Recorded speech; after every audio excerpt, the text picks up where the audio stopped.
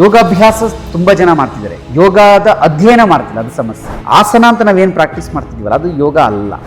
ಮೂಲ ಭಾರತೀಯ ತತ್ವ ಇಡೀ ಪ್ರಪಂಚನ ಹರಡುತ್ತೆ. 10 ವರ್ಷದ ನಂತರ ಇಡೀ ಜಗತ್ತಿನ ಬಿಸಿನೆಸ್ ಅಲ್ಲಿ 2ನೇ ಸ್ಥಾನಕ್ಕೆ ಬಂದು ನಿಲ್ಲುತ್ತೆ ಅಂತ.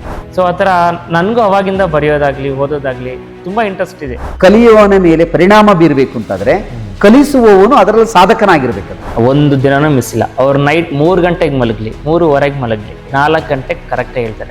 ಯಾವ ಶಿಕ್ಷಣ ಪದ್ಧತಿಯಲ್ಲಿ ಯಾವ ಶಿಷ್ಯ ಪರಂಪರೆಯಲ್ಲಿ ಕಲಿತಿದ್ದೀನಿ ಅನ್ನೋದು ಬಹಳ ಮುಖ್ಯ. ಈ ಯೋಗಧಾಮ ಕಂಪ್ಲೀಟ್ ಆಗೋವರೆಗೂ ನಾನು ಚಪ್ಪಲಿ ಹಾಕೋದೇ ಇಲ್ಲ ಅಂತ ದೃಢ ಸಂಕಲ್ಪ ಮಾಡುದು. ಹೊಗಳರು ಹಾಳಾಗಕ್ಕೆ, ತೆಗಳರು ಉದ್ಧಾರ ಆಗಕ್ಕೆ, ಯಾರಾದರೂ ಏನಾದ್ರು ಅಂದರೆ ಏನಾದರೂ ನಮ್ಗೆ ಕಷ್ಟ ಆಗ್ತಿದ್ರೆ ಅವೆಲ್ಲ ನಮ್ಮ ಒಳ್ಳೇದಕ್ಕೆ ಆಗಿರುತ್ತೆ. ಸರ್, ಇನ್ನೊಂದು ಕೇಳಬೇಕಂದ್ರೆ ಯೋಗ ಯಾವುದು ಭಾರತದಲ್ಲಿ ಪ್ರಸ್ತುತವಾಗಿತ್ತು ಅದನ್ನು ವಿಶ್ವಮಟ್ಟದಲ್ಲಿ ಯೋಗ ಡೇ ಅಂತ ರೆಕಗ್ನೈಸ್ ಮಾಡಬೇಕು ಅಂತ ನಮ್ಮ ದೇಶದ ಪ್ರಧಾನಮಂತ್ರಿಗಳಾದ ಶ್ರೀ ನರೇಂದ್ರ ಮೋದಿಜಿಯವರು ಇಂಟರ್ನ್ಯಾಷನಲ್ ಯೋಗ ಡೇ ಮಾಡಬೇಕು ಅಂತ UN-ಗೆ ಮಂಡಿಸ್ತಾರೆ. ಅದಾದಮೇಲೆ ವಿಶ್ವವಿಖ್ಯಾತಿಯಾಗಿ ಇನ್ನೂ ಅದಕ್ಕೊಂದು ಒಳ್ಳೆ ಪ್ಲ್ಯಾಟ್ಫಾರ್ಮ್ಸ್ ಆಗುತ್ತೆ. ಅದು ಯಾವ ಥರ ಟರ್ನ್ ಕೊಡ್ತೀವಿ ಎಷ್ಟೋ ಯೋಗ ತರಬೇತಿದಾರರಿಗೆ ವರ್ಲ್ಡ್ ಪ್ಲ್ಯಾಟ್ಫಾರ್ಮ್ ಕೊಡ್ತೀವಿ. ಸೊ ಅದ್ರ ಬಗ್ಗೆ ಏನಾದರೂ ಹೇಳಿ. ಅಂತಾರಾಷ್ಟ್ರೀಯ ಯೋಗ ದಿನ ಜೂನ್ 21 ಏನು ಮಾಡಿದ್ದಾರೆ, ಅದ್ರ ಬಗ್ಗೆ ಸಾಕಷ್ಟು ಲೇಖನಗಳು ಬಂದಿದೆ. ಇಡೀ ವರ್ಷದಲ್ಲಿ ಅತಿ ದೀರ್ಘಾವಧಿಯ ಬೆಳಕು ಇರುವಂಥ ದಿನ ಅಂಥೇಳಿ ಹಾಗಾಗಿ ಅದನ್ನು ಜೂನ್ 21ಕ್ಕೆ ಅಂತ ಮಾಡಿದರು. ಲಾಂಗೆಸ್ಟ್ ಡೇ ಅಂಥೇಳಿ, ಅಂದರೆ ಹಗಲು ಜಾಸ್ತಿ ಬರುತ್ತೆ. ಅದು ಮಾಡಿದ್ದು ಒಂದು ಒಂದು ಉದ್ದೇಶ, ಒಂದು ಯೋಗ ಎಲ್ಲ ಪ್ರಚಾರ ಆಗಬೇಕು ಅನ್ನೋ ಥರದ್ದು ಇದ್ದರೂ ಕೂಡ ಅದ್ರ ಹಿಂದಿನ ಉದ್ದೇಶ ಇದೆಯಲ್ಲ ನೋಡಿ. ಯೋಗ ಅಂದರೆ ಏನು ಅಂದರೆ ನಾನು ಡೆಫಿನೇಷನ್ ಕೇಳ್ತಿಲ್ಲ, ಅದ್ರ ಯೂಸಸ್ ಕೇಳ್ತಾ ಇದ್ದೀನಿ. ಯೋಗ ಅಂದರೆ ಏನು? ತಾಳ್ಮೆ ಕೊಡುತ್ತೆ, ಮನಸ್ಸಿನ ನೆಮ್ಮದಿ ಕೊಡುತ್ತೆ, ದ್ವೇಷವನ್ನು ಬಿಡಿಸುತ್ತೆ, ಸಾಧನೆ ಕಡೆ ಗಮನ ಕೊಡುತ್ತೆ. ವಾಸ್ತವವಾಗಿ ಇವತ್ತು ಏನಾಗಿದೆ ಅಂದರೆ ಯೋಗಾಭ್ಯಾಸ ತುಂಬ ಜನ ಮಾಡ್ತಿದ್ದಾರೆ, ಯೋಗದ ಅಧ್ಯಯನ ಮಾಡ್ತಿಲ್ಲ, ಅದು ಸಮಸ್ಯೆ.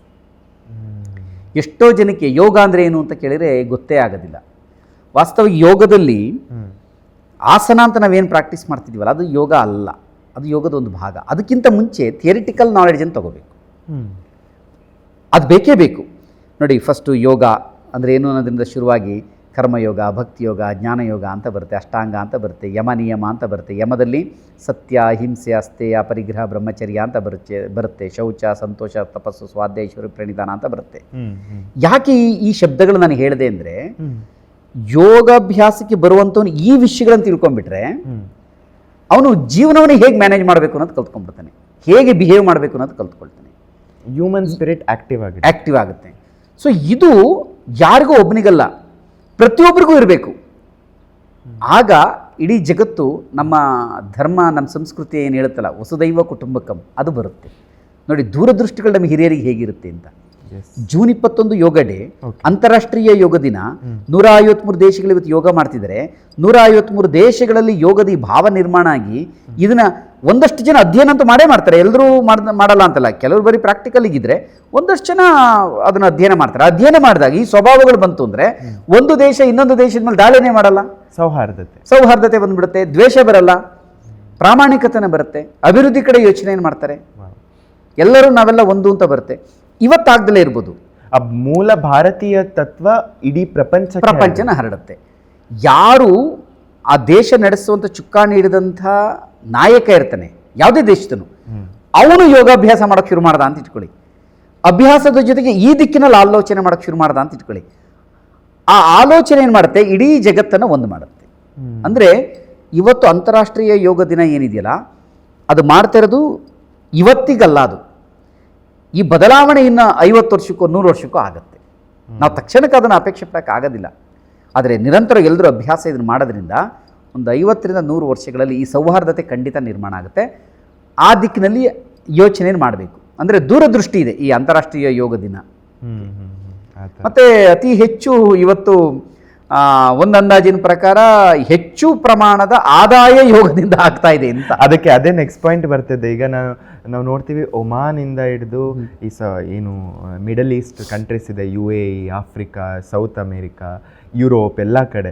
ಸೊ ಆ ಮಾರ್ಕೆಟ್ ಡೈನಾಮಿಕ್ಸ್, ಯೋಗದಲ್ಲಿ ಮಾರ್ಕೆಟ್ ಡೈನಾಮಿಕ್ಸ್ ಹೇಗಿದೆ? ಯಾಕೆಂದರೆ ಎಷ್ಟೋ ಟೀಚರ್ಸ್ ಅಲ್ಲಿ ಹೋಗಿ ಸರ್ವಿಸ್ ಕೊಡ್ತಾರೆ, ಆನ್ಲೈನ್ ಕೊಡ್ತಾರೆ, ಆ ಪರಿಸ್ಥಿತಿ ಹೇಗೆ? ನಾನು ಇತ್ತೀಚೆಗೆ ಒಂದು ಅಧ್ಯಯನವನ್ನು ಮಾಡ್ತಿದ್ದೆ. ಅದರಲ್ಲಿ ನಾನು ನೋಡಿದ ಪ್ರಕಾರ ಕಳೆದ ವರ್ಷದ ಆದಾಯ ಜಗತ್ತಿಂದ, ನಾನು ಹೇಳ್ತಾ ಇರೋದು ನಮ್ಮ ದೇಶದಲ್ಲ, ಜಗತ್ತಿನಾದ್ಯಂತದ ಆದಾಯ 5 ಲಕ್ಷ ಕೋಟಿ ಯೋಗ ಟೀಚರ್ಸ್ಗಳದ್ದು, ಯೋಗದಿಂದ ಆಗಿರುವಂಥದ್ದು. ಜಗತ್ತಿಂದ ನಾನು ಹೇಳ್ತಾರೆ, ನಮ್ಮ ದೇಶದಲ್ಲ, ಜಗತ್ತಿನಾದ್ಯಂತ ಕಮ್ಮಿ ಅಲ್ಲ. 5 ಲಕ್ಷ ಕೋಟಿ. ಅದು ನಾನು ಕಂಪ್ಲೀಟ್ ನಿಮ್ಗೆ ಬೇಕಾದ್ರೆ ಅದನ್ನು ಶೇರ್ ಮಾಡ್ತೀನಿ. ನಾನು ಆ್ಯಕ್ಚುಲಿ ಒಂದು ಆರ್ಟಿಕಲ್ ಕೂಡ ಇದ್ರ ಮೇಲೆ ಮಾಡಿದ್ದೆ. 5 ಲಕ್ಷ ಕೋಟಿ ಕಳೆದ ಒಂದು ವರ್ಷದಲ್ಲಿ ಆಗಿರುವಂಥದ್ದು. ಇದು ಇನ್ನ ನೆಕ್ಸ್ಟ್ ಒಂದು 10 ವರ್ಷದ ನಂತರ ಇಡೀ ಜಗತ್ತಿನ ಬಿಸಿನೆಸ್ಸಲ್ಲಿ 2ನೇ ಸ್ಥಾನಕ್ಕೆ ಬಂದು ನಿಲ್ಲುತ್ತೆ ಅಂತ. ಓವರ್ ಆಲ್ ಬಿಸಿನೆಸ್ಗಳು ತಗೊಂಡಾಗ 2ನೇ ಸ್ಥಾನದಲ್ಲಿ ಆದಾಯದಲ್ಲಿ ಬರುವಂಥದ್ದು ಇದು ಅಂತ ಹೇಳಿ. ಅಂದರೆ ಇದನ್ನು ಆದಾಯವಾಗೂ ಪರಿವರ್ತನೆ ಆಗಿದೆ ಅಂತ. ಇವತ್ತು ಎಲ್ಲ ಕ್ಷೇತ್ರದ life style demands, life style demands ಇದೆ. ಮತ್ತು ಎಲ್ಲ ಕ್ಷೇತ್ರದವರು ಯೋಗ ಟೀಚರ್ ಆಗ್ತಾ ಇದ್ದಾರೆ. ಹಿಂದೆ ಆಗಿರಲಿಲ್ಲ. ಯೋಗ ಅಂದರೆ ಅದರ ಬಗ್ಗೆ ಅವನಿಗೆ ಒಲವಿರಬೇಕು, ಆಳವಾದ ಅಧ್ಯಯನ ಇರಬೇಕು, ಅಭ್ಯಾಸ ಇರಬೇಕು, ನಿರಂತರತೆ ಇರಬೇಕು, ಅವನು ಯೋಗ ಶಿಕ್ಷಕ ಆಗ್ತಿದ್ದ. ಇವತ್ತು ಹಾಗಿಲ್ಲ. ಇವತ್ತು ಅನೇಕರು ಆದಾಯಕ್ಕೋಸ್ಕರ ಯೋಗ ಶಿಕ್ಷಕರಾದರೂ ನಾವು ಕಾಣ್ತಾ ಇದ್ವಿ. ತಪ್ಪು ಅಂತ ನಾನು ಹೇಳ್ತಾ ಇಲ್ಲ. ಅದು ಆಯಾಯ ಅವರವರ ಅಭಿರುಚಿ, ಆಯಾ ಸಂದರ್ಭಗಳ ಹಾಗೆ ಮಾಡಿಸಿರುತ್ತೆ. ನಾನು ಈ ಮೊದಲು ಹೇಳಿದಾಗೆ ಹಿಂದೆ ಊರಿಗೊಂದು ಯೋಗ ಸೆಂಟರ್ ಇರ್ತಿರ್ಲಿಲ್ಲ. ಇವತ್ತು ರಸ್ತೆಗೆ 4 ಯೋಗ ಸೆಂಟರ್ ಆಗಿದೆ. ಮೆಡಿಕಲ್ ಶಾಪು, ಯೋಗ ಸೆಂಟ್ರು, ಇವೆರಡು ಪ್ಯಾರಲಲ್ ಆಗಿ ಆಗ್ಬಿಟ್ಟಿದ್ದಾವೆ. ಆಯುರ್ವೇದಿಕ್ ಬೇರೆ, ಹೋಟೆಲ್ಲು, ಈ ಆಯುರ್ವೇದ, ಇದು ಮೆಡಿಕಲ್ ಶಾಪು ಮತ್ತು ಯೋಗ, ಇದೆಲ್ಲ ಪ್ಯಾರಲಲ್ ಆಗಿ ನಿಮಗೆ ರಸ್ತೆಗೆ 4 ಆಗ್ಬಿಟ್ಟಿದ್ದಾವೆ. ಒಳ್ಳೆ ದೃಷ್ಟಿಕೋನದಿಂದ, ಒಳ್ಳೆ ಅಭ್ಯಾಸ ಆಗಬೇಕು ಅನ್ನೋ ದೃಷ್ಟಿಕೋನದಿಂದ ಅವ್ರ ಅಭ್ಯಾಸ ಮಾಡೋದು ತಪ್ಪಲ್ಲ. ಇನ್ನು ಮನೆಗೊಂದೊಂದು ಯೋಗ ಸೆಂಟರ್ ಆದರೂ ತಪ್ಪಲ್ಲ. ಆದರೆ ಕಲಿಯುವವನ ಮನಸ್ಥಿತಿ ಹೇಗಿರುತ್ತೆ ಅನ್ನೋದು ಮುಖ್ಯ. ಯಾವುದೇ ವಿದ್ಯೆ ಕಲಿಯುವವನ ಮೇಲೆ ಪರಿಣಾಮ ಬೀರಬೇಕು ಅಂತಾದರೆ ಕಲಿಸುವವನು ಅದರಲ್ಲಿ ಸಾಧಕನಾಗಿರ್ಬೇಕಂತೆ. ಅವನು ಸಾಧನೆ ಇಲ್ಲದೆ ಸುಮ್ಮನೆ ಏನೋ 2 ಕಲ್ತ್ಕೊಂಡಿದ್ದು ನಾನು ಹೇಳ್ಕೊಡ್ತೀನಿ ಅಂತ ಬಂದರೆ ಕಲಿಯುವವನು ಅಷ್ಟಕ್ಕೆ ಮಾತ್ರ ಸೀಮಿತ, ಅದಕ್ಕಿಂತ ಇನ್ನೂ ಕಡಿಮೆ ಸೀಮಿತ ಆಗಿಬಿಡ್ತಾನೆ ಅಂತ, ಯಾಂತ್ರಿಕ ಆಗೋಗ್ಬಿಡುತ್ತೆ. ಮತ್ತು ಇವತ್ತಿನ ಅನೇಕ ಯೋಗ ಸೆಂಟರ್ಗಳದ್ದು ಬಂಡವಾಳಶಾಹಿಗಳ ಕೈನಲ್ಲಿದೆ. ಕೆಲವೊಂದು ನಾನು ಹೇಳ್ತಿರ್ತೆ, ಎಲ್ಲದೂ ಅಲ್ಲ. ಅವ್ರ ಹತ್ರ ದುಡ್ಡಿದೆ, ಇನ್ವೆಸ್ಟ್ ಮಾಡ್ತಾನೆ. ಅನೇಕ ಯೋಗ ಸೆಂಟರ್ಗಳನ್ನು ಒಂದೇ ಬ್ರ್ಯಾಂಡಲ್ಲಿ 100 ಯೋಗ ಸೆಂಟರ್ಗಳು ಇಡೀ ದೇಶದಲ್ಲಿ ಇರೋಂಥವು ನಾವು ಕಾಣ್ತೀವಿ. ನಾನು ಈ ಸಂದರ್ಭದಲ್ಲಿ ಹೆಸರು ಹೇಳೋದು ಚೆನ್ನಾಗಿರಲ್ಲ, ಅದು ಹಾಗಾಗಿ ಹೇಳಲ್ಲ. ನೀವು ಗಮನಿಸ್ಬೋದು. ಅವ್ರ ಬಗ್ಗೆ ನಾವು ತಿಳ್ಕೊಳ್ತಾ ಹೋದರೆ, ಅವ್ರ ಬ್ಯಾಕ್ಗ್ರೌಂಡ್ ನಾವು ತಿಳ್ಕೊಳ್ತಾ ಹೋದ್ರೆ, ಅವ್ನು ಯೋಗ ಟೀಚರ್ ಅಲ್ಲ, ಯೋಗಾಭ್ಯಾಸಿ ಅಲ್ಲ, ಅವನೊಬ್ಬ ವ್ಯಾಪಾರಿ, ಆಂಟ್ರಪ್ರೆನರ್. ಒಂದು 500 ಕೋಟಿ ಇನ್ವೆಸ್ಟ್ಮೆಂಟ್ ಮಾಡ್ತಾನೆ ಇಡೀ ದೇಶದಲ್ಲಿ, ಅಲ್ಲಲ್ಲಿ ಯೋಗ ಸೆಂಟರ್ಗಳನ್ನು ಮಾಡಿಸ್ತಾನೆ.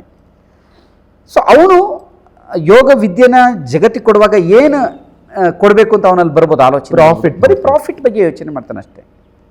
ಅದೇ ಥರದ ಶಿಕ್ಷಕರು ನಿರ್ಮಾಣ ಮಾಡ್ತಾನೆ. ನಿನಗಿಷ್ಟು ಕೊಡ್ತೀನಿ, ನೀನು ಇಷ್ಟು ಬರಂಗ್ ಮಾಡು ಅಂತ ಹೇಳ್ತಾನೆ. ಮಾಡೆಲ್ಗಳನ್ನು ಇಟ್ಕೊಳ್ತಾನೆ, ಅವ್ರ ಥ್ರೂನಲ್ಲಿ ವ್ಯಾಪಾರ ಮಾಡ್ತಾನೆ. ಸೊ ಅಂದರೆ ಇವತ್ತು ಯೋಗವೂ ಕೂಡ ಒಂದು ಪೊಲ್ಯೂಟ್ ಆಗಿದೆ. ಪೊಲ್ಯೂಟ್ ಆಗದಲ್ಲೇ ಇರೋಂಥ ಕ್ಷೇತ್ರಗಳೇ ಇಲ್ಲ ಇವತ್ತು, ಆ ಥರದಲ್ಲಿ ಬಂದಿದೆ. ಆದರೆ ಅನೇಕರು ನಮ್ಮ ಕಣ್ಣೆದುರುಗಡೆ ಇದ್ದಾರೆ. ಅವರು ನಿಜವಾಗಿ ಸಾಧಕರು. ಆ ಸಾಧನೆಯ ಮೂಲಕ ಸಮಾಜದಲ್ಲಿ ಅದನ್ನು ಬಿತ್ತನೆ ಮಾಡ್ತಾರೆ. ಯಾರು? ನಮ್ಮ ರವಿಶಂಕರ್ ಗುರೂಜಿಯವರು ಇರ್ಬೋದು, ಸಾಧಕರು. ಜಗ್ಗಿ ವಾಸುದೇವರು ಇರ್ಬೋದು, ಬಾಬಾ ರಾಮದೇವರು ಇರ್ಬೋದು, BKS ಅಯ್ಯಂಗಾರ್ ಇದ್ದರು, ಮಲಾಡಹಳ್ಳಿ ರಾಘವೇಂದ್ರ ಸ್ವಾಮೀಜಿಗಳಿದ್ದರು, ಡಾಕ್ಟರ್ HR ನಾಗೇಂದ್ರ ಅವರು ಈಗಿದ್ದಾರೆ. ಇವರೆಲ್ಲ ಸ್ವತಃ ಸಾಧಕರು. ಹೌದು. ಮತ್ತು ಅದನ್ನು ಸಮಾಜಕ್ಕೆ ಕೊಡ್ತಾ ಇದ್ದಾರೆ. ಈ ಥರದ್ದು ಒಂದು ಕಡೆ ಆದರೆ, ಇನ್ನೊಂದು ವ್ಯಾಪಾರೀಕರಣದ ಇನ್ನೊಂದು ಕಡೆ ಆಗ್ತಾ ಇದೆ. ಎರಡು ಪ್ರೋಸ್ ಆ್ಯಂಡ್ ಕಾನ್ಸ್ ಇರುವಂಥ ಪರಿಸ್ಥಿತಿಯಲ್ಲಿದ್ದೀವಿ. ಅದಕ್ಕೆ ಕಲಿಯುವಂಥವ್ರು ಏನಂದರೆ, ನೀವು ಯಾವ ಶಿಕ್ಷಣ ಪದ್ಧತಿಯಲ್ಲಿ, ಯಾವ ಶಿಷ್ಯ ಪರಂಪರೆಯಲ್ಲಿ ಕಲಿತಿದ್ದೀರಿ ಅನ್ನೋದು ಭಾಳ ಮುಖ್ಯ. ನೀವು ಎಲ್ಲಾದರೂ ಕಲೀರಿ, ಆದರೆ ಆ ವಿದ್ಯೆಗೆ ಮೂಲ ಯಾರೋ ಒಬ್ಬ ಸಾಧಕನೇ ಇರಬೇಕು. ಯಾರೋ ಒಬ್ರು ಇರಬೇಕು. ಆ ಸಾಧಕನ ದಾರಿಯಲ್ಲೇ ನಾವು ಹೋಗಬೇಕು. ಆವಾಗ ಆ ವಿದ್ಯೆಗೊಂದು ಅರ್ಥ ಇರುತ್ತೆ, ಒಂದು ಮಹತ್ವ ಇರುತ್ತೆ. ವಿದ್ಯೆ, ಸಾಧಕ ಎರಡು ಜೊತೆಗೆ ಓದು ಇರಬೇಕು ಅಂತ ಹೇಳ್ತಾ ಬಂದ. ಖಂಡಿತ. ಸೊ ಈಗ ವಿನಯ್ ಅವರೇ, ನೀವು ಈಗ ನೆಕ್ಸ್ಟ್ MSc ಮಾಡಬೇಕಂತ ಒಂದು ಡಿಸಿಷನ್ ಮಾಡಿದ್ದೀರಾ. ಅದ್ರ ಜೊತೆಗೆ ಚಿಕ್ಕ ಅಪ್ಪಾಜಿಯವರ ಮಾರ್ಗದರ್ಶನವೂ ಕೂಡ ಇದೆ. ನಿಮ್ಮ ಸಾಹಿತ್ಯಾಸಕ್ತಿ ಏನಾದರೂ ಇದೆಯಾ? ಯಾವ ಪುಸ್ತಕ ಇವ್ರು ಏನಾದರೂ ರೆಕಮೆಂಡ್ ಮಾಡ್ತಾರಾ? ಆ ಚರ್ಚೆ ಏನಾದ್ರು ಬರುತ್ತಾ ಸಾಹಿತ್ಯಾಸಕ್ತಿಯಲ್ಲಿ? ಸಾಹಿತ್ಯಾಸಕ್ತಿ ನನಗಿದೆ ಚಿಕ್ಕ ವಯಸ್ಸಿಂದ. ನಾನು ಸಹ ಚಿಕ್ಕಪ್ಪ ಹೆಂಗೆ ಚಿಕ್ಕ ವಯಸ್ಸಿಂದ ಚುಟುಕುಗಳನ್ನೆಲ್ಲ ಬರಿತಿದ್ರು, ಸೊ ನಾನು ಅವಾಗ ಬರಿತಿದ್ದೆ, ಇವಾಗ ಬರಿತಿಲ್ಲ. ಸೊ ಅವಾಗ ಕೊರೋನಾ ಟೈಮ್ನಲ್ಲಿ ನಾವು ಮನೇಲಿ ಸುಮ್ಮನೆ ಇರ್ತಿದ್ವಿ, ಏನೂ ಮಾಡ್ತಿರ್ಲಿಲ್ಲ. ಅವಾಗೆಲ್ಲ ಸೀಲ್ ಡೌನ್ ಎಲ್ಲ ಆಗಿತ್ತಲ್ವಾ. ಸೊ ಅವಾಗ ಒಂದಿನ ಚಿಕ್ಕಪ್ಪ ಫೋನ್ ಮಾಡಿ ಏನು ಮಾಡ್ತಿದ್ದೀರಾ ಅಂತೆಲ್ಲ ಕೇಳಿದಾಗ ಸುಮ್ಮನೆ ಇರ್ತಿದ್ವಲ್ಲ, ಅವಾಗ ಹಂಗಂದ್ರು, ಸುಮ್ಮನೆ ಇರೋದ್ರ ಬದಲು ಏನಾದ್ರು ನಿನ್ಗೆ ಏನು ಬರುತ್ತೆ ತಲೆನಲ್ಲಿ ಸುಮ್ಮನೆ ಅದನ್ನು ಬರಿ. ನಿನ್ನ ಇದನ್ನೇ ಬರಿಬೇಕು ಅಂತಿರಲ್ಲ, ಹೀಗೆ ಬರಿಬೇಕು ಅಂತಿಲ್ಲ. ನಿನ್ನ ಮನಸ್ಸಲ್ಲಿ ಏನು ಬರುತ್ತೆ, ನಿನ್ನ ತಲೆಯಲ್ಲಿ ಏನು ಬರುತ್ತೆ, ಒಂದು ಟಾಪಿಕ್ ತಗೋ. ಈಗ ಪೊರಕೆ ತಗೋ, ಪೊರಕೆಯಿಂದ ಏನೇನು ಆಗಬೇಕು ಆ ವಿಷಯಗಳನ್ನು ಬರಿ. ಆಮೇಲೆ ಎನಿಥಿಂಗ್, ಈಗ ಧ್ಯಾನ ತಗೋ, ಯೋಗ ತಗೋ. ಯೋಗ ಫೀಲ್ಡಲ್ಲಿ ಬರೀ ಯೋಗನೇ ತಗೋಬೇಡ, ಬೇರೆ ಯಾವ್ದಾದ್ರು ಆಯ್ತು ಒಂದು ವಿಷಯ ತಗೋ ಬರಿ. ಸೊ ಈ ಥರ ಹೇಳಿದ್ರು. ನಾನು, ಅಕ್ಕ ಎಲ್ಲರೂ ಅಷ್ಟೇ ಸುಮ್ಮನೆ ಬರಿತಾ ಇರ್ತಿದ್ವಿ, ಏನೇನಾದ್ರು ಟಾಪಿಕ್ಸ್ ಬರಿತಾ. ಸೊ ಹಾಗೆ ಸುಮಾರು ಬರೆದಿದ್ವಿ, ಅದೆಲ್ಲ ಇನ್ನೂ ಇದೆ. ಸೊ ಈ ಥರ ನನಗೂ ಅವಾಗಿಂದ ಆಮೇಲೆ ಬುಕ್ಸ್ ಓದ್ತಿದ್ವಿ ನಾವು ಅವಾಗೆಲ್ಲ. ಚಿಕ್ಕಪ್ಪ ಹೆಂಗೆ ಬರೀತಿದ್ರು ಬುಕ್ಸು, ಸೊ ಅದೇ ಥರ ನಾವು ಭಾರತೀಯ ಬುಕ್ಸ್ಗಳು ಓದ್ತಿದ್ವಿ. ಎಲ್ಲ ನಮ್ಮ ಸ್ವತಂತ್ರ ವೀರರಾಗಿರ್ಲಿ, ಮಹಾಪುರುಷರಾಗಿರ್ಲಿ, ಅವಾಗೆಲ್ಲ ಅದು ತಿಳ್ಕೊಳ್ಳೋದು ನಮ್ಗೆ ಕುತೂಹಲ. ಒಂದು ಹೊಸ ಬುಕ್ ಓದ್ತೀವಿ ಅಂದ್ರೆ ಅದು ನಮ್ಗೆ ಖುಷಿ ಅವಾಗ. ಹೊಸ ಬುಕ್, ಆಮೇಲೆ ಅದು ಪುಟ್ಟದಾಗಿ ಚೊಕ್ಕದಾಗಿ ಮಕ್ಳಿಗೆ ಚೆನ್ನಾಗಿರೋದು ಅದು ಬುಕ್ಸ್. ಸೊ ಆ ಥರ ನನಗೂ ಅವಾಗಿಂದ ಬರೆಯೋದಾಗ್ಲಿ ಓದೋದಾಗ್ಲಿ ತುಂಬಾ ಇಂಟ್ರೆಸ್ಟ್ ಇದೆ ಅದ್ರ ಬಗ್ಗೆ. ಆಸಕ್ತಿ ಇರೋದಕ್ಕೆ ನೀವು ಇವತ್ತು ಈ ಆಸಕ್ತಿ ಕ್ಷೇತ್ರದಲ್ಲಿ ಮಾಡೋದು. ಇನ್ನು ನೀವು ದಿನಚರಿಯಲ್ಲಿ ಚಿಕ್ಕಪ್ಪ ಅವರಾಗಿರಲಿ, ನೀವು ಎಲ್ಲ ಜೊತೆಗೆ ಇಲ್ಲಿರ್ತೀರ, ಅವರು ಬೆಂಗಳೂರಲ್ಲಿ ಇರ್ತಾರೆ ಆಲ್ಮೋಸ್ಟು. ಅವರು ಮತ್ತೆ ಬೆಳವಾಡಿಗೆ ಬಂದಾಗ ಒಂದು ದಿನದ ವಿರೂಪಾಕ್ಷ ಬೆಳವಾಡಿ ಸರ್ ಅವರ ದಿನ ಸ್ಟಾರ್ಟ್ ಹೆಂಗಾಗುತ್ತೆ, ಎಂಡ್ ಹೆಂಗಾಗುತ್ತೆ ನೀವು ಅಬ್ಸರ್ವ್ ಮಾಡಿ? ನಾನು ನೋಡಿರೋದು ಹೇಳ್ಬೇಕಾ? ನೀವು ನೋಡಿರೋದು. ಸೊ ಬೆಳಗ್ಗೆ 4 ಗಂಟೆ ಕರೆಕ್ಟ್ ಎದ್ಬಿಡ್ತಾರೆ, ಒಂದು ದಿನನೂ ಮಿಸ್ ಇಲ್ಲ. ಅವ್ರು ನೈಟ್ 3 ಗಂಟೆಗೆ ಮಲಗಲಿ, 3:15 ಮಲಗಲಿ, 4 ಗಂಟೆಗೆ ಕರೆಕ್ಟೇ ಹೇಳ್ತಾರೆ. ಎದ್ದು ಸ್ನಾನ ಆದ್ಮೇಲೆ ಯೋಗ ಮಾಡೋದವ್ರು. ಕೆಲವರು ಸಿಟಿನಲ್ಲೆಲ್ಲ ಏನ್ ಮಾಡ್ತಾರೆ, ಯೋಗ ಆದ್ಮೇಲೆ ಸ್ನಾನ ಮಾಡ್ತಾರೆ, ಯಾಕೆಂದ್ರೆ ಬಾಡಿ ಅದನ್ನ. ಬಟ್ ಚಿಕ್ಕಪ್ಪ ಒಂದು ಹಾಗಲ್ಲ. ಯೋಗ ಅನ್ನೋದು ಒಂದು ದೈವಾರಾಧನೆ ತರ, ಅದು ಒಂದು ಆರಾಧನೆ ತರನೇ ಇರುತ್ತೆ ಅದು ಯೋಗ. ಸೊ ಅದನ್ನ ನಾವು ಶ್ರದ್ಧೆಯಿಂದಲೇ ಮಾಡಬೇಕು. ಸೊ ಹಾಗಾಗಿ ಅವರು ಫಸ್ಟು ಸ್ನಾನ ನಿತ್ಯಾದಿ ಕರ್ಮಗಳನ್ನು ಮುಗಿಸಿ ನಂತರ ಅವರು ಪೂಜೆ ನಂತರನೇ ಯೋಗ ಸ್ಟಾರ್ಟ್ ಮಾಡೋದು. ಪೂಜೆ ಆದ ತಕ್ಷಣ 5:15 6:00 ಕ್ಲಾಸ್ ಸ್ಟಾರ್ಟ್ ಆಗುತ್ತೆ. ಕ್ಲಾಸಸ್ ಮುಗಿಸ್ತಾರೆ, 2 ಅವರ್ ಕ್ಲಾಸಸ್ ಇರುತ್ತೆ ಬೆಳಗ್ಗೆ. ಕ್ಲಾಸಸ್ ಆದ ನಂತರ ಮತ್ತೆ ತಿಂಡಿ ಆದ್ಮೇಲೆ ಮತ್ತೆ ಒಂದು ಲೇಡೀಸ್ ಬ್ಯಾಚ್ ಸ್ಟಾರ್ಟ್ ಆಗುತ್ತೆ 10:30ಗೆ. ಎಲ್ಲ ಇಲ್ಲೇ ಸ್ಥಳೀಯರು? ಇಲ್ಲ, ಬೆಂಗಳೂರಿನಲ್ಲಿ ಹೇಳ್ತಾರೆ. ಅಲ್ಲಿ ಕ್ಲಾಸಸ್ ಆದ್ಮೇಲೆ ಮತ್ತೆ ಸ್ವಲ್ಪ ಹೊತ್ತು ರೆಸ್ಟ್ ಮಾಡ್ತಾರೆ. ರೆಸ್ಟ್ ಇಲ್ಲ ಅಂದ್ರೂ ಏನಾದ್ರು ಬರೆಯೋದಿರುತ್ತೆ, ಬುಕ್ಸ್ ಹೊಸದಾಗಿ ಬರೀತಿರ್ತಾರೆ. ಸೊ ಬುಕ್ಸ್ ಬರೀತಾರೆ, ಏನಾದ್ರು ಬೇರೆ ಕಡೆ ಕೆಲಸ ಇರುತ್ತೆ ಅದೆಲ್ಲ ಮಾಡ್ಕೋತಾರೆ. ಮತ್ತೆ ಮಧ್ಯಾಹ್ನ ಊಟ ಅಂದ್ರೆ ಅವಾಗ ಬೆಂಗಳೂರಿನಲ್ಲಿ ಇದ್ದಾಗ ಈ ಯೋಗ ಕೇಂದ್ರ ಸ್ಟಾರ್ಟ್ ಆಗಕ್ಕಿಂತ ಮುಂಚೆ ಹೇಳ್ತಿರೋದು ನಾನು. ಅದಾದ್ಮೇಲೆ ಸ್ವಲ್ಪ 1 ಅವರ್ ಅದು ಮಲಗ್ತಾರೆ ಅಷ್ಟೇ, ಮತ್ತೆ ಜಾಸ್ತಿ ಮಲಗಲ್ಲ. ಬೆಳಗ್ಗೆ ಬೇಗ ಹೇಳೋದ್ರಿಂದ ಅದ್ರ ಮತ್ತೆ ಸಂಜೆ ಕ್ಲಾಸಸ್ ಸ್ಟಾರ್ಟ್ ಆಗುತ್ತೆ. ಸಂಜೆ ಕ್ಲಾಸ್ ಸ್ಟಾರ್ಟ್ ಆದ್ಮೇಲೆ ಅದು 8 ಗಂಟೆ ಮುಗಿಯುತ್ತೆ. 8 ಆದ್ಮೇಲೆ ಮತ್ತೆ ಏನಾದ್ರು ಓದೋದು ಬರೆಯೋದು, ಅದಾದ್ಮೇಲೆ ಈ ತರ ಕೆಲಸ, ಮತ್ತೆ ಮಲಗೋದು ಎಷ್ಟೊತ್ತಾಗೋದು ಗೊತ್ತೆ. ಆಮೇಲೆ ಇದು ನಮ್ಮ ಯೋಗ ಸಾಧನ ಸ್ಟಾರ್ಟ್ ಆದ್ಮೇಲೆ ಅವ್ರದ್ದು ಕ್ಲಾಸಸ್ ಸ್ವಲ್ಪ ಕಮ್ಮಿ ಆಯ್ತು, ಹೊರಗಡೆ ಓಡಾಡೋದು ಜಾಸ್ತಿ ಆಯ್ತು, ಎಲ್ಲಾ ಕಡೆ ಓಡಾಡ್ಬೇಕಿತ್ತು. ಅವರ ದೃಢ ಸಂಕಲ್ಪ ಏನಿತ್ತು ಅಂದ್ರೆ ಈ ಯೋಗಧಾಮ ಕಂಪ್ಲೀಟ್ ಆಗೋವರೆಗೂ ನಾನು ಚಪ್ಪಲಿ ಹಾಕೋದೇ ಇಲ್ಲ ಅಂತ ದೃಢ ಸಂಕಲ್ಪ ಮಾಡಿದ್ರು. ಎಲ್ಲೋದ್ರು ನಮ್ಗೆಲ್ಲ ಆಶ್ಚರ್ಯ ಅದು. ನಾವೆಲ್ಲ 1-2 ದಿನ ಹಾಕಿದ್ರೇನೆ ಮತ್ತೆ ನಮ್ಗೆಲ್ಲ ಕಾಲು ನೋವು ಬರುತ್ತೆ. ಬಟ್ ಅವ್ರು ಹೇಳೋದು ಇವತ್ತಿಗೂ ಅವ್ರಿಗೆ ಏನೂ ಅನ್ಸಲ್ಲ. ಅವ್ರು ನಡೆದ್ರು ಹಾಗೆ ನಡೀತಿದ್ದಾರೆ ಇವತ್ತಿಗೂ. ಈಗಲೂ ಅಷ್ಟೇ, ಇನ್ನು 48 ದಿನ ಇದೆ, 48 ದಿವಸ ಪೂಜೆ, ಇನ್ನು ಸ್ವಲ್ಪ ದಿನ ಇದೆ, ಅದು ಮುಗಿಯೋವರೆಗೂ ಅವ್ರು ಚಪ್ಪಲಿ ಹಾಕಲ್ಲ. ಇದೊಂದಾದ್ರೆ ಇನ್ನೊಂದು ದೃಢ ಸಂಕಲ್ಪ ಅಂದ್ರೆ ಭೂಮಿ ಪೂಜೆ ಆಯ್ತು. ಇದೆಲ್ಲ ಇಲ್ಲಿ ಯೋಗಕ್ಷೇಮ ಭೂಮಿ ಪೂಜೆ 2 ವರ್ಷ ಆಯ್ತು ಇದು ಕನ್ಸ್ಟ್ರಕ್ಷನ್ ಆಗಿ. ಅವತ್ತಿಂದ ಇವತ್ತಿನವರೆಗೂ ಮಧ್ಯಾಹ್ನ ಊಟ ಮಾಡೇ ಇಲ್ಲ. ಬೆಳಗ್ಗೆ ತಿಂಡಿ ತಿಂದ್ರೆ ಮತ್ತೆ ರಾತ್ರಿ ಊಟ ಅಷ್ಟೇ. ಅದನ್ನ ಬೇಗ ಮಾಡ್ಕೊಡಿ ಅಂತ ಯಾವತ್ತೂ ಕೇಳಿಲ್ಲ. ಅವ್ರ ಹೊಟ್ಟೆ ಹಸ್ವಾದ್ರೂ ಪರವಾಗಿಲ್ಲ, 10 ಗಂಟೆ ಇಲ್ಲ 11 ಗಂಟೆ ಆಗ್ಲಿ ಅವ್ರು ಮಧ್ಯಾಹ್ನ ಊಟ ಮಾಡದೇ ಬಿಟ್ರೆ ಇನ್ ಸಂಜೆನೆ ಊಟ ಮಾಡ್ತಿದ್ದು, ನೈಟ್ ಅಷ್ಟೇ. ಇಲ್ಲ, ಯಾವ್ದಾದ್ರು ಕೆಲಸಗಳು ಮಾಡುವಾಗ ಒಂದು ಸಂಕಲ್ಪ ಅಂತ ಹೇಳ್ತಾರೆ. ಈಗ ನಾವು ಪೂಜೆಗೆ ಹೋದ್ರು ಒಂದು ಸಂಕಲ್ಪ ಹೇಳ್ತಾರಲ್ವಾ, ಅನೇಕ ಸಲ ಸಂಕಲ್ಪಗಳು ಕೂಡ ಕಾರ್ಯಕ್ಕೆ ಪುಷ್ಟಿಯನ್ನು ಕೊಡುತ್ತೆ ಅಂತ, ಶಕ್ತಿಯನ್ನು ನೀಡುತ್ತೆ, ಅದು ಜ್ಞಾಪಿಸುತ್ತೆ ಮತ್ತೆ ಇದನ್ನು ಮಾಡಲೇಬೇಕು ಅಂತ ಒಂದು ಸ್ಪಿರಿಟ್ ಕೊಡುತ್ತೆ. ಮತ್ತೆ ಒಂದು ಬಾಂಡಿಂಗ್ ಇಟ್ಕೋಬೇಕು. ಒಂದು ಈ ಟೈಮಲ್ಲಿ ನಾವು ಮುಗಿಸ್ಬೇಕು ಅನ್ನೋದು ಇರಬೇಕು. ಅದು ಸೊ ಅದಕ್ಕೆ ಒಂದು ಸ್ಫೂರ್ತಿಯಾಗಿದೆ ಎಲ್ಲ ಕೆಲಸ ಮಾಡುತ್ತೆ ಈ ಸಂಕಲ್ಪಗಳಿವೆಲ್ಲ. Make ಸೊ ಈಗ you ನಾನು more aware. ನನಗೆ ಮಾತ್ರ ಅಲ್ಲ, ಈಗ ಅದು ಆ ಸಂಕಲ್ಪಗಳು ನನ್ನ ಮೇಲೆ ಮಾತ್ರ ಪರಿಣಾಮ ಬೀಳಲ್ಲ, ನಮ್ಮ ಸುತ್ತಲಲ್ಲಿ ಇರೋರಿಗೂ ಪರಿಣಾಮ ಆಗುತ್ತೆ. ಅನೇಕ ಸಲ ನನ್ನ ಜೊತೆನಲ್ಲಿರೋರೆಲ್ಲ ಹೇಳ್ತಿದ್ರು, ಅಂದರೆ ನಮ್ಮ ಬಂದು ಯೋಗ ಬಂಧುಗಳೆಲ್ಲ, ಗುರೂಜಿಯವರು ಮಧ್ಯಾಹ್ನ ಊಟನೇ ಮಾಡ್ತಿಲ್ಲ, ಅವ್ರ ಹತ್ರ ಬೇಗ ಊಟ ಮಾಡಂಗೆ ಮಾಡಬೇಕು, ಅಂದರೆ ಬೇಗ ಊಟ ಮಾಡಂಗೆ ಮಾಡಬೇಕು ಅಂದರೆ ಬೇಗ ಮುಗಿಸ್ಬೇಕು ಕೆಲಸನ ಅಂತ, ಬೇಗ ಉದ್ಘಾಟನೆ ಮಾಡಬೇಕು ಅಂತ. ಸೊ ಅಂದರೆ ನನಗೆ ಮಾತ್ರ ಅಲ್ಲ, ಬೇರೆ ಉಳಿದವ್ರು ಎಲ್ಲರ ಮೇಲೂ ಇದು ಪರಿಣಾಮ ಬೀಳುತ್ತೆ. ಪಾಸಿಟಿವ್ ಆಗಿ ಕೆಲಸ ಮಾಡುತ್ತೆ ಮತ್ತು ಮಾಡಿದೆ ಇದು. ಯಾಕೆಂದರೆ ಇಷ್ಟು ದೊಡ್ಡ ಕಟ್ಟಡನ ಸಮಾಜದಿಂದನೇ ಮಾಡಿಸುವಂಥದ್ದು ಅಷ್ಟು ಸುಲಭ ಅಲ್ಲ. ಇದಕ್ಕೆ ಈ ಥರದ ಎಲ್ಲ ಶಕ್ತಿಗಳು ಕೆಲಸ ಮಾಡಿದೆ, ಅದರಲ್ಲಿ ಇದು ಕೂಡ ಒಂದು. ಅದ್ಭುತ ಸರ್. ಆಮೇಲೆ ಕೊನೆಯಲ್ಲಿ ನಾನು ಮಾತ್ರ ಅಲ್ಲ, ನಂತರದವ್ರು ಅನೇಕರು ಕೊನೆಯ ದಿನಗಳು ಒಂದು 2 ತಿಂಗಳು 3 ತಿಂಗಳು ಒಂದು 6 ತಿಂಗಳಿಂದ ಅವರು ಮಧ್ಯಾಹ್ನ ಊಟ ಬಿಟ್ಬಿಟ್ಟಿದ್ರು. ಸ್ಟೂಡೆಂಟ್ಸ್ ಹಾಂ, ಸಾಕಷ್ಟು ಜನ ಆ ಥರ ಮಾಡಿ ಗುರುಗಳು ಮಾಡ್ತಾರೆ ನಾವು ಮಾಡೋಣ ಅಂಥೇಳಿ ಸಾಕಷ್ಟು ಜನ ಮಾಡಿದ್ದಾರೆ ಪಾಪ. ಅವರೆಲ್ಲರ ಆ ಸಂಕಲ್ಪ ಈ ಯಶಸ್ಸಿಗೆ ಕಾರಣ. ಯಾರು ಗುರುಗಳ ಸ್ಥಾನನ ಅವ್ರು ಮಾಡ್ತಿರೋದು ನಾವು ಮಾಡ್ಬೇಕಂತ ಪ್ರೇರಣೆ ಮಾಡಿ ಈ ಒಂದು ಸಂಕಲ್ಪಕ್ಕೆ ಸಿದ್ಧಿ ಮಾಡೋಕ್ಕೆ ಪ್ರಯತ್ನ ಪಟ್ಟಿದ್ರೆ ಅವರೆಲ್ಲರಿಗೂ ಒಂದು ದೊಡ್ಡ ನಮನಗಳು ನಮ್ಮ ಇಡೀ ತಂಡದಿಂದ.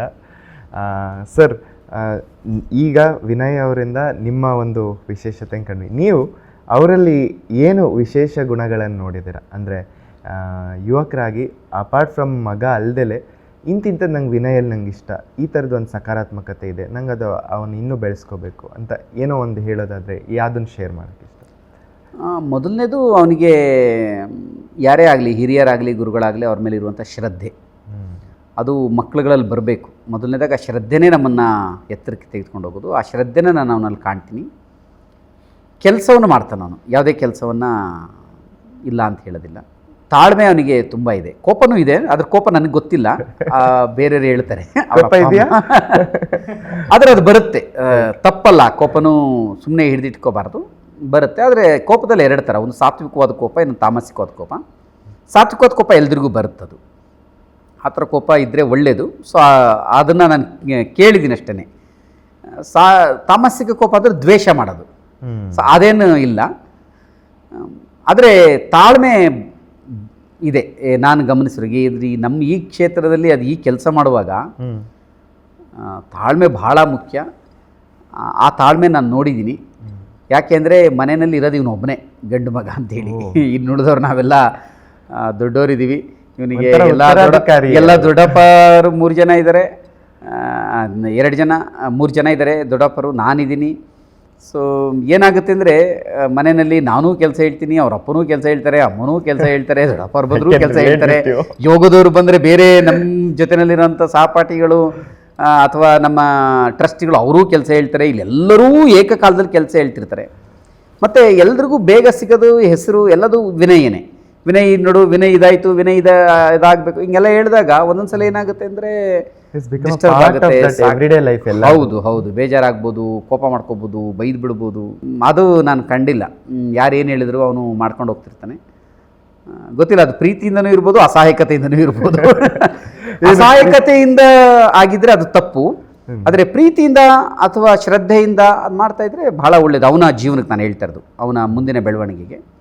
ಸೊ ಭಗವಂತ ಇದೇ ಥರನೇ ಅವನು ಇಟ್ಟಿರಲಿ, ಇನ್ನೂ ಚೆನ್ನಾಗಾಗಲಿ ಮತ್ತು ಉಳಿದ ಎಲ್ಲದ್ರ ಕಡೆನೂ ಗಮನ ಕೊಟ್ಕೊಂಡು ಬೆಳೆದ್ರೆ. ಮತ್ತು ಗಾದೆನೇ ಇದೆಯಲ್ಲ, ಹೊಗಳೋರು ಹಾಳಾಗೋಕ್ಕೆ, ತೆಗೆಗಳವರು ಉದ್ಧಾರ ಆಗೋಕ್ಕೆ ಅಂಥೇಳಿ. ಯಾರಾದರೂ ಏನಾದ್ರು ಅಂದರೆ, ಏನಾದರೂ ನಮಗೆ ಕಷ್ಟ ಆಗ್ತಿದ್ರೆ, ಸೊ ಅವೆಲ್ಲ ನಮ್ಮ ಒಳ್ಳೇದಕ್ಕೆ ಆಗಿರುತ್ತೆ. ಅದನ್ನು ಜಯಿಸಬೇಕು.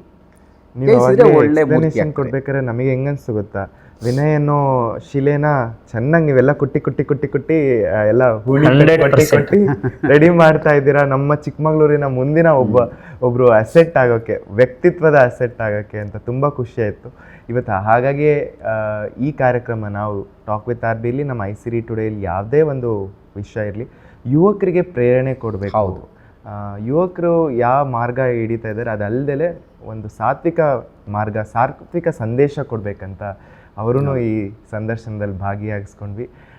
ಇಷ್ಟೊತ್ತು ನೀವು ನಿಮ್ಮ ಯೋಗ ಸಾಧನ ಆಗಿರಲಿ, ನೀವು ನಡೆದು ಬಂದಂಥ ಹಾದಿ ಆಗಿರಲಿ, ಅದ್ರ ಬಗ್ಗೆ ಎಲ್ಲ ನಾವು ಮಾತಾಡಿದ್ವಿ. ಇನ್ನಷ್ಟು ಮುಂದಿನ ದಿನಗಳಲ್ಲಿ ಚಿಕ್ಕಮಗಳೂರಲ್ಲಿ ಈ ಒಂದು ಸ್ಥಾನ, ಈ ಒಂದು ಪ್ಲೇಸ್ ಇದೆಯಲ್ಲ, ಜಾಗ, ಅದು ಒಂದು ದೊಡ್ಡ ಶಕ್ತಿ ಕೇಂದ್ರವಾಗಲಿ ಮತ್ತು ಭಾರತಕ್ಕೆ ಬೆಳಕು ಕೊಡುವಂಥ ಕ್ಷೇತ್ರ ಆಗಲಿ ಅಂತ ನಾವೆಲ್ಲರೂ ನಮ್ಮ ಇಡೀ ತಂಡದ ಪರವಾಗಿ ಕೇಳ್ಕೊತೀವಿ. ನಿಮ್ಮ ಸಮಯಕ್ಕೆ, ನಿಮ್ಮ ಈ ದಿನಕ್ಕೆ, ಈ ಸಂಕಲ್ಪವನ್ನು ಸಿದ್ಧಿ ಮಾಡಿದ್ದಕ್ಕೆ ನಿಮಗೆ ಅನಂತ ಅನಂತ ನಮಸ್ಕಾರಗಳು ಸರ್. ತಮಗೂ ಕೂಡ ತುಂಬ ತುಂಬ ಧನ್ಯವಾದಗಳು. ಐಸಿರಿ ಚಾನಲ್ನವ್ರು ನೀವು ಇಲ್ಲಿ ಬಂದಿದ್ದೀರಿ, ಒಂದಿಷ್ಟೆಲ್ಲ ಇಲ್ಲಿಯ ಒಂದು ಏನು ಚಟುವಟಿಕೆ ನಡೀತಾ ಇದೆ, ಈ ಚಟುವಟಿಕೆನ ಸಮಾಜಕ್ಕೆ ತಲುಪಿಸ್ಬೇಕು ಅಂತ ನಾವು ಚಟುವಟಿಕೆನ ಸಮಾಜಕ್ಕೆ ಮಾಡಬೇಕು ಅಂತ ತಲುಪಿಸ್ಬೇಕು ಅಂತಲೇ ಮಾಡಿದ್ದೀವಿ. ಅದಕ್ಕೊಂದು ಮಾಧ್ಯಮವೂ ಬೇಕಾಗುತ್ತೆ. ಆ ಮಾಧ್ಯಮದ ಕೆಲಸವನ್ನು ನೀವು ಮಾಡ್ತಾಯಿದ್ರಿ. ಸೊ ಸಂಸ್ಕೃತದಲ್ಲಿ ಒಂದು ಶ್ಲೋಕ ಇದೆ, ಅಮಂತ್ರಂ ಅಕ್ಷರಂ ನಾಸ್ತಿ ನಾಸ್ತಿ ಮೂಲಮನೌಷಧಂ ಅಯೋಗ್ಯೋ ಪುರುಷೋ ನಾಸ್ತಿ ಯೋಜಕಸ್ತತ್ರ ದುರ್ಲಭ ಅಂತ. ಮಂತ್ರವಾಗದೇ ಇರುವಂಥ ಯಾವ ಅಕ್ಷರ ಇಲ್ಲ, ಔಷಧಿ ಆಗದೇ ಇರೋಂಥ ಯಾವುದೇ ಮೂಲಿಕೆಗಳಿಲ್ಲ. ಸೊ ಅದೆಲ್ಲವನ್ನು ಸೇರಿಸುವಂಥವ್ರು ಭಾಳ ವಿರಳ, ಅಂದರೆ ಜೋಡಿಸುವಂಥವ್ರು ಬೇಕು ಅಂತ. ಹಾಗೆ ಇಷ್ಟೆಲ್ಲ ಕಾರ್ಯ ಆಗ್ತಾಯಿದೆ, ಇದನ್ನು ಸಮಾಜಕ್ಕೆ ಜೋಡಿಸುವಂಥ ಒಬ್ಬ ವ್ಯಕ್ತಿ ಬೇಕು. ಆ ಕಾರ್ಯವನ್ನು ತಾವು ಮಾಡ್ತಾಯಿದ್ರಿ. ಬರೀ ಯೋಗ ಕ್ಷೇತ್ರದಲ್ಲಿ ಅಂತಲ್ಲ, ನಾನು ಗಮನಿಸ್ತಾ ಇದ್ದೀನಿ ತಮ್ಮ ಚಾನಲ್ನ, ಎಲ್ಲ ಕ್ಷೇತ್ರದ ಪ್ರಮುಖರನ್ನು ಕರ್ಕೊಂಬಂದು ಸಮಾಜದ ಜೊತೆಗೆ ಅವ್ರನ್ನ ಹೇಗೆ ಜೋಡಿಸ್ಬೇಕು ಮತ್ತು ಸಮಾಜಕ್ಕೆ ಅವರು ಏನು ಕೊಡುಗೆಯನ್ನು ಕೊಡಬೇಕು ಅನ್ನೋದು ಅವರ ಆಲೋಚನೆಗಳಿದೆ. ಅನೇಕ ಸಲ ಸಮಾಜ ಏನಂತ ಏನೋ ಅವ್ರ ಪಾಡಿಗೆ ಅವ್ರು ಮಾಡ್ಕೊಂಡ್ರೆ ಬೆಳೆದರೆ ಬಿಡಪ್ಪ, ನಮಗೇನು ಅವ್ರಿಗೂ ಸಮಾಜಕ್ಕೆ ಏನು ಸಂಬಂಧ ಇಲ್ಲ ಅನ್ನೋ ಥರದ ಆಲೋಚನೆಯನ್ನು ಮಾಡ್ತಿರ್ತಾರೆ. ಆದರೆ ಎಲ್ಲರ ಮನಸ್ಸಲ್ಲೂ ನಾನು ಏನಾದ್ರು ಮಾಡಬೇಕು ಈ ಸಮಾಜಕ್ಕೆ ಅನ್ನೋದಿರುತ್ತೆ. ಅದನ್ನು ಸಮಾಜಕ್ಕೆ ತಲುಪಿಸುವಂಥ ಕೆಲಸವನ್ನು ನೀವು ಮಾಡ್ತಾಯಿದ್ದೀರಿ. ಸೊ ತುಂಬ ತುಂಬ ಧನ್ಯವಾದಗಳು. ತಾವು ಅಂದ್ಕೊಂಡಂಗೆ ಇದು ಇನ್ನಷ್ಟು ಅಭಿವೃದ್ಧಿಯನ್ನು ಹೊಂದಿ ಸಮಾಜಕ್ಕೆ ಪೂರಕವಾಗಿ ಒಂದು ಕೆಲಸ ಆಗಲಿ. ಸಮಾಜದ ಎಲ್ಲ ಬಂಧುಗಳು ಇಲ್ಲಿ ಬಂದು ಇದರ ಸಂಪೂರ್ಣ ಲಾಭವನ್ನು ಪಡಿಬೇಕು ತಾವೆಲ್ಲರೂ ಕೂಡ. ಇಲ್ಲಿ ಇದೊಂದು ಕಮರ್ಷಿಯಲ್ ಆಗಿರುವಂಥ ಕ್ಷೇತ್ರ ಅಲ್ಲ, ಇದೊಂದು ಧಾರ್ಮಿಕವಾದಂಥ ಒಂದು ಸ್ಥಳ. ಸೊ ತಾವೆಲ್ಲರೂ ಇಲ್ಲಿ ಬನ್ನಿ. ಸೂರ್ಯನ ದೇವಸ್ಥಾನ ಇದೆ, ಗೋಶಾಲೆ ಇದೆ, ಹಾಗೆಯೇ ಕಲ್ಯಾಣಿ ಬರ್ತಾಯಿದೆ, ಪಿರಮಿಡ್ ಒಂದು ಧ್ಯಾನ ಕೇಂದ್ರ ಆಗ್ತಾಯಿದೆ. ಸುತ್ತಲೂ 3 ಎಕರೆ ಜಾಗದಲ್ಲಿ ಒಂದು ವಾಕಿಂಗ್ ಪಾತ್ ಇರುತ್ತೆ. ನಡೆದಾಡುವಾಗ ನೀವು ಒಳ್ಳೆಯ ಸಂಗೀತವನ್ನು ಕೇಳಿಕೊಂಡು ನೀವು ವಾಕಿಂಗ್ ಮಾಡ್ಬೋದು. ಹಾಗೆಯೇ ಕಾಂಪೌಂಡ್ನಲ್ಲಿ ಮಹರ್ಷಿಗಳು ಅಥವಾ ಸಾಧಕರ ಚಿತ್ರಗಳಿರುತ್ತೆ, ಅದನ್ನು ನೋಡ್ಬೋದು. ಅದ್ರ ಬಗ್ಗೆ ಮಾಹಿತಿ ನೀಡೋದಕ್ಕೆ ಅಲ್ಲೇ ಸ್ಪೀಕರ್ ಇರುತ್ತೆ. ನೀವು ಒಂದು ಬಟನ್ ಪ್ರೆಸ್ ಮಾಡಿದ್ರೆ ಒಂದು 5-10 ನಿಮಿಷ ನಿಮಗೆ ಅವ್ರ ಬಗ್ಗೆ ಮಾಹಿತಿ ನೀಡುತ್ತೆ. ಸಾಧನಾಧಾಮ ಇದೆ ಯೋಗಾಭ್ಯಾಸಿಗಳಿಗೆ. ನಿತ್ಯ ಅನ್ನದಾನವೂ ಇರುತ್ತೆ. ಅನ್ನದಾನದ ಸಂದರ್ಭದಲ್ಲಿ ತಾವು ಬಂದರೆ ಅನ್ನದಾನವನ್ನು ಸ್ವೀಕರಿಸೋಗ್ಬೋದು. ಒಂದು ಪುಣ್ಯಕ್ಷೇತ್ರ ಇದು. ಸೊ ತಾವೆಲ್ಲರೂ ಕೂಡ ಇಲ್ಲಿಗೆ ಬರಬೇಕು ಅಂತೇಳಿ ತಮ್ಮಲ್ಲಿ ಪ್ರಾರ್ಥಿಸ್ತೀನಿ. ಮತ್ತೊಮ್ಮೆ ನಿಮಗೆ ಮತ್ತು ಇಡೀ ಟ್ರಸ್ಟಿನ ಸದಸ್ಯರೆಲ್ಲರಿಗೂ ಯುಗಾದಿ ಹಬ್ಬದ ಶುಭಾಶಯಗಳು. ಈ ವರ್ಷ ಇನ್ನಷ್ಟು ಈ ಸಾಧನಾ ಕೇಂದ್ರದಲ್ಲಿ ಇನ್ನಷ್ಟು ಚಟುವಟಿಕೆಗಳು, ಕಾರ್ಯಕ್ರಮಗಳು, ಆಮೇಲೆ ಇಲ್ಲಿ ಯಾವ ಉದ್ದೇಶ ಪೂರ್ವಕವಾಗಿ ಇಲ್ಲಿ ಸ್ಥಾಪನೆ ಆಗಿದೆ ಆ ಉದ್ದೇಶಗಳೆಲ್ಲ ನೆರವೇರಲಿ ಅಂತ ನಮ್ಮ ತಂಡದಿಂದ ನಿಮಗೆ ಒಂದು ಶುಭ ಹಾರೈಸ್ತೀವಿ ಸರ್. ಧನ್ಯವಾದಗಳು.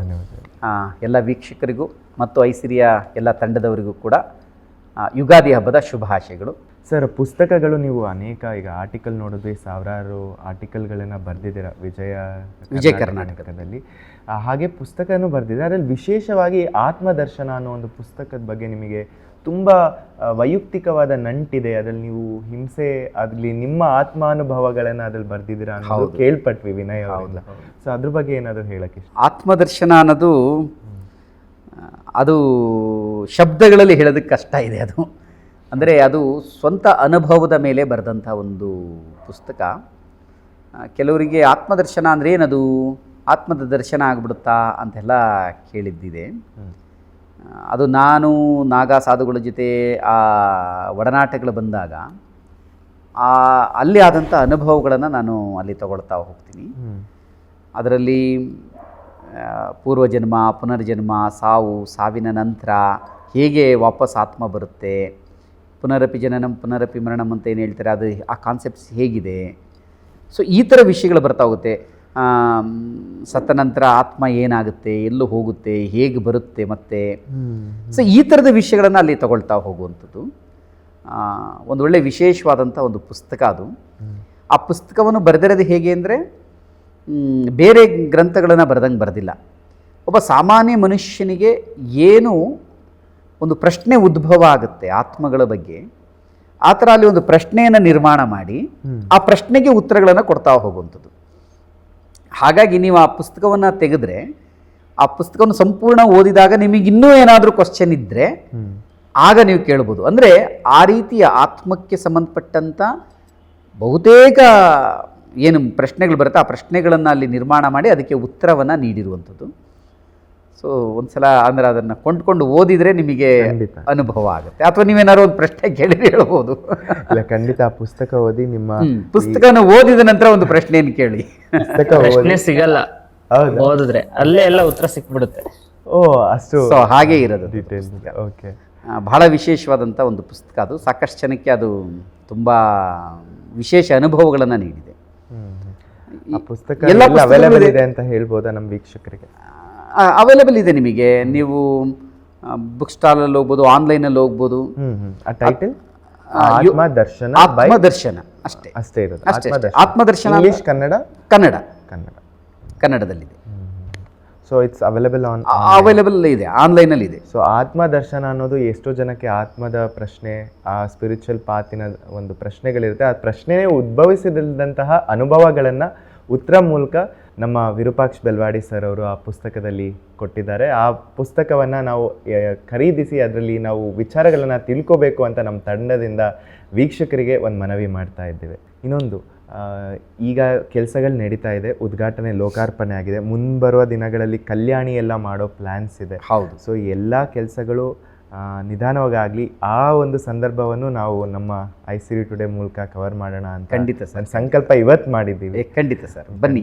ಇನ್ನೇನೇನು ಪ್ಲಾನ್ಸ್ ಇದೆ ಅಂತ, ಏನೇ ಒಂದು ಡೆವಲಪ್ಮೆಂಟ್ಸ್ ಆದರೂ ನಮ್ಮ ಚಿಕ್ಕಮಗಳೂರು ಮತ್ತು ನಾಡಿನ ಕರ್ನಾಟಕದ ಎಲ್ಲರಿಗೂ ಇದೊಂದು ಪ್ರದರ್ಶನ ಗೊತ್ತಾಗಲಿ ಅಂತ ಉದ್ದೇಶದಿಂದ ಬಂದಿದ್ದೀವಿ. ಇಷ್ಟೊತ್ತು ನಮ್ಮ ಜೊತೆ ಇದ್ದೀರಾ, ಹಾಗಾಗಿ ನಮ್ಮ ಟೀಮಿಂದ ಒಂದು ಸಣ್ಣ ಕಿರುಕಾಣಿಕೆಯನ್ನು ನಿಮಗೆ ಕೊಡೋಕ್ಕೆ ಇಷ್ಟಪಡ್ತೀವಿ. ಸರ್, ನಮ್ಮ ಸಂಸ್ಥೆಯಿಂದ ಯಾವುದೇ ಒಂದು ಕಾರ್ಯಕ್ರಮದಲ್ಲಿ ನಾವು ಭಾರತೀಯ ಸಂವಿಧಾನದ ಪೀಠಿಕೆಯನ್ನು ಸ್ಮರಣಿಕೆಯಾಗಿ, ಗೌರವ ಸ್ಮರಣಿಕೆಯಾಗಿ ಕೊಡ್ತೀವಿ.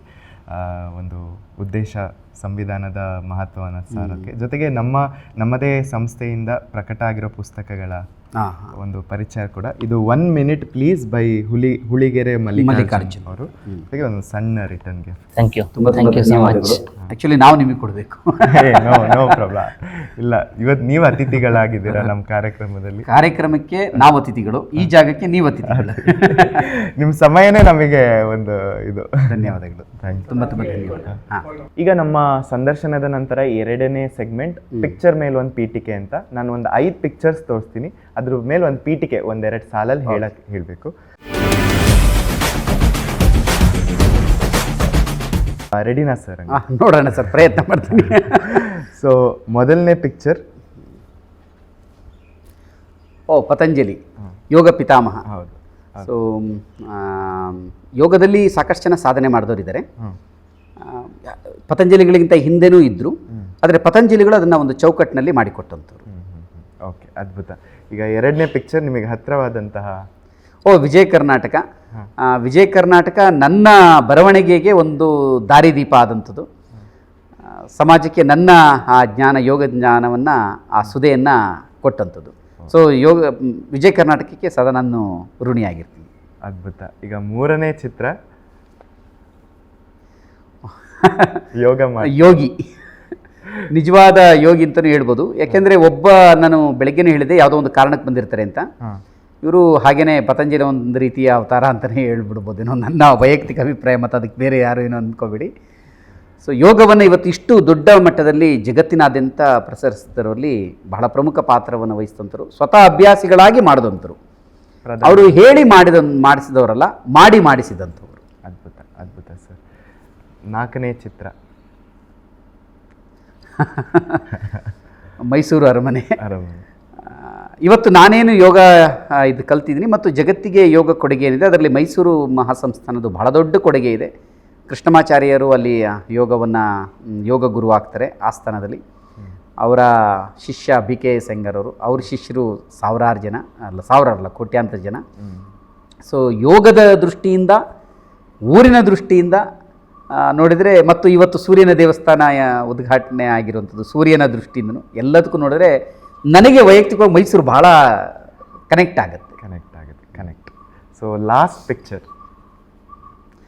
ಅರುಣ್ ಯೋಗಿರಾಜ್ ಅವರು. ಈಗ ತಾನೇ ಮೈಸೂರು ಬಗ್ಗೆ ನಾನು ಹೇಳಿದೆ. ಅರುಣ್ ಯೋಗಿರಾಜ್ ಅವರು ಭಾಳ ಒಂದು ರೀತಿ ಮುಗ್ಧತೆ, ಸೌಮ್ಯ ಸ್ವಭಾವದವರು. ಅಷ್ಟು ಎತ್ತರಕ್ಕೆ ಬೆಳೆದರೂ ಕೂಡ ಎತ್ತರಕ್ಕೆ ಬೆಳೆದಂಥವನು ಹೇಗಿರಬೇಕು ಅನ್ನೋದನ್ನು ನಾವು ಕಲಿಬೇಕು ಅಂದರೆ ಅಂಥ ವ್ಯಕ್ತಿಗಳನ್ನು ನಾವು ನೋಡಬೇಕು. ಭಗವಂತ ಅವನ ಕೆಲಸಕ್ಕೋಸ್ಕರ ಸೃಷ್ಟಿಸ್ಕೊಂಡಿರುವಂಥ ವಿಶೇಷ ವ್ಯಕ್ತಿ. ವ್ಯಕ್ತಿ ಅನ್ನೋದಕ್ಕೂ ಒಂದು ಶಕ್ತಿ ಅವರು. ಎಲ್ಲ ಪಿಕ್ಚರ್ಸ್ಗೂ ನೀವು ಥಟ್ ಅಂತ ನಿಮ್ಮ ಪೀಠಿಕೆಯನ್ನ ತುಂಬಾ ಅದ್ಭುತವಾಗಿ ಹೇಳಿದ್ರಿ. ಧನ್ಯವಾದ. ಈಗ ನಮ್ಮ 3ನೇ ಸೆಗ್ಮೆಂಟ್, 1 ವರ್ಡ್ 1 ಥಾಟ್. ಅಂದ್ರೆ ನಾನು 1 ವರ್ಡ್ ಹೇಳ್ತೀನಿ, ಅದಕ್ಕೆ ನಿಮ್ಗೆ ಏನ್ ಥಾಟ್ ಬರುತ್ತೆ ಸಡನ್ ಆಗಿ ಹೇಳಿ. ಪ್ರಯತ್ನ ಮಾಡ್ತೀನಿ. ತುಂಬಾ ಈಸಿ ಇರುತ್ತೆ, ಸಿಂಪಲ್. ಹಾಗಿದ್ರೆ 1 ವರ್ಡ್ 1 ಥಾಟ್ಗೆ ರೆಡಿನಾ ಸರ್? ಸೊ ಮೊದಲನೇ ವರ್ಡ್ ನಮ್ಮ ಚಿಕ್ಕಮಗಳೂರು. ಒಂದು ವಿಶೇಷವಾದಂಥ ಒಂದು ಪ್ರೀತಿ, ಓಕೆ. ಒಂದು ಹೆಮ್ಮೆ. ಹೆಮ್ಮೆ. ಹಿರೇಮಗಳೂರು ಕಣ್ಣನ್. ಒಂದು ಅದ್ಭುತವಾದ ಶಕ್ತಿ ಅವರು. ನಡೆದಾಡುವ ಒಂದು ಕೋಶ, ಶಬ್ದಕೋಶ, ಒಂದು ಲೈಬ್ರರಿ. ಓಕೆ, ಅದ್ಭುತ. 3ನೇ ಪದ ಕಾಫಿ. ಬಹಳ ಪ್ರಿಯವಾದ್ದು, ಮನಸ್ಸಿಗೆ ಒಂದು ಉಲ್ಲಾಸ ನೀಡುವಂಥದ್ದು. ಮುಂಚೆ ಹೆಚ್ಚು ಕಾಫಿ ಕುಡಿತಿದ್ದೆ, ಈಗ ಕುಡಿಯೋದಿಲ್ಲ ಅಷ್ಟೇ, ಆದರೆ ಮನಸ್ಸಿಗೆ ಒಂದು ಉಲ್ಲಾಸ ನೀಡುವಂಥದ್ದು. ಓಕೆ. ಕಾಫಿ ಅಂದರೆ ನಾನು ಅಂತ ಅನಿಸುತ್ತೆ, ಯಾಕೆಂದ್ರೆ ಆ ನಾಡಿನವನು. 4ನೇದು ಉದ್ಭವ ಗಣಪತಿ. ಒಂದು ಪ್ರೇರಣಾದಾಯಕವಾದಂಥದ್ದು, ಮತ್ತೆ ನಮಗೆಲ್ಲ ಒಂದು ಶಕ್ತಿಯಾಗಿ ನಿಂತಿರುವಂಥದ್ದು, ನಮ್ಮ ಊರಿನ ಒಂದು ಹೆಮ್ಮೆ. ಹೆಮ್ಮೆ. ಸೊ 4ನೇದು ಡಾಕ್ಟರ್ ರಾಜ್ಕುಮಾರ್. ಇಂದಿನ ಜನತೆಗೆ ಒಂದು ಸ್ಫೂರ್ತಿ ಅವರು, ಅಭಿನಯದ ಮೂಲಕನೂ ಕೂಡ ಮತ್ತು ಅವರ ಜೀವನ ಶೈಲಿಯಿಂದನೂ ಕೂಡ ಒಂದು ಸ್ಫೂರ್ತಿ. ಸೊ 5 1 ವರ್ಡ್ 1 ಥಾಟ್ ಕೂಡ ನೀವು ಅಷ್ಟೇ ಚೆನ್ನಾಗಿ ಹಾಡಿದ್ರಿ. ಧನ್ಯವಾದಗಳು. ತುಂಬ ಧನ್ಯವಾದಗಳು. ನೋಡಿದ್ರಲ್ಲ ವೀಕ್ಷಕರೇ, ಇವತ್ತಿನ ನಮ್ಮ ಸಾಧಕರು ರಾಷ್ಟ್ರೀಯ ಅಂತಾರಾಷ್ಟ್ರೀಯ ಮಟ್ಟದಲ್ಲಿ ಯೋಗ ಕ್ಷೇತ್ರದಲ್ಲಿ ಸಾಧನೆ ಮಾಡಿ ತಮ್ಮ ಅಂಕಣದ ಮೂಲಕ, ತಮ್ಮ ಬರಹಗಳ ಮೂಲಕ ಮತ್ತು ಯೋಗಕ್ಷೇಮ ಯೋಗ ಸಾಧನಾ ಕೇಂದ್ರದ ಮೂಲಕ ಯೋಗದ ಒಂದು ಕ್ರಾಂತಿಯನ್ನು ಆರಂಭಿಸಿರುವಂತಹ ವಿರೂಪಾಕ್ಷ ಬೆಲ್ವಾಡಿ ಸರ್ ಅವರ ಒಂದು ಕಥೆಯನ್ನು ಕೇಳಿದ್ವಿ. ಅವ್ರು ನಡೆದು ಬಂದಂಥ ಹಾದಿ, ಆಧ್ಯಾತ್ಮಿಕ ಶಕ್ತಿ, ಸಂಘಟನಾ ಚತುರರಾಗಿ ಹೇಗಿದ್ರು, ಅದಾದಮೇಲೆ ಸಮಾಜೋನ್ಮುಖವಾಗಿ ಹೇಗೆ ಕೆಲಸ ಮಾಡಿದ್ರು, ಇವತ್ತೇನು ಮಾಡ್ತಿದ್ದಾರೆ, ಮುಂದಿನ ವಿಷನ್ಸ್ ಏನಿದೆ, ಚಿಕ್ಕಮಗಳೂರಿಗಾಗಿರಲಿ ಅಥವಾ ಕರ್ನಾಟಕ ಅಥವಾ ರಾಷ್ಟ್ರಕ್ಕಾಗಿರಲಿ, ರಾಷ್ಟ್ರ ಕಟ್ಟೋದ್ರಲ್ಲಾಗಿರಲಿ, ಆ ಒಂದು ಸಂದರ್ಶನವನ್ನು ನಿಮಗೆ ಇವತ್ತು ಯುಗಾದಿ ಹಬ್ಬದ ಸಂದರ್ಭದಲ್ಲಿ ಈ ಒಂದು ವಿಶೇಷ ಸಂದರ್ಶನವನ್ನು ನಿಮ್ಮ ಮುಂದೆ ತಂದಿದ್ದೇವೆ. ಈ ತರಹ ಒಂದು ಸಾಧಕರ ಗಾಥೆ, ಅವರ ಒಂದು ಪರಿಚಯ, ಅವರ ಒಂದು ಸಂದರ್ಶನವನ್ನು ಯಾರದು ಮಾಡಬೇಕು ಅಂತ ನಮಗೇನಾದ್ರು ನೀವು ತಿಳಿಸ್ಬೇಕು ಅಂದರೆ ಅವರ ಮಾಹಿತಿಯನ್ನು ಕಮೆಂಟ್ ಸೆಕ್ಷನ್ ಅಥವಾ ಕೆಳಗಡೆ ಕಾಣ್ತಿರುವಂತಹ ವಾಟ್ಸಪ್ ಸಂಖ್ಯೆಗೆ ನೀವು ಕಳಿಸ್ಕೊಡ್ಬೋದು. ಮುಂದಿನ ದಿನಗಳಲ್ಲಿ ಅಂತಹ ಸಾಧಕರನ್ನು ಪರಿಚಯ ಮಾಡೋಣ. ಅಲ್ಲಿಯವರೆಗೆ ಎಲ್ಲ ಸ್ಥಳೀಯ ಸುದ್ದಿಗಳಿಗಾಗಿ ಪ್ರೋತ್ಸಾಹಿಸ್ತಾ ಇರಿ, ನಮ್ಮನ್ನು ನೋಡ್ತಾ ಇರಿ, ಸಬ್ಸ್ಕ್ರೈಬ್ ಮಾಡಿ. I Siri today. ನಮಸ್ಕಾರ.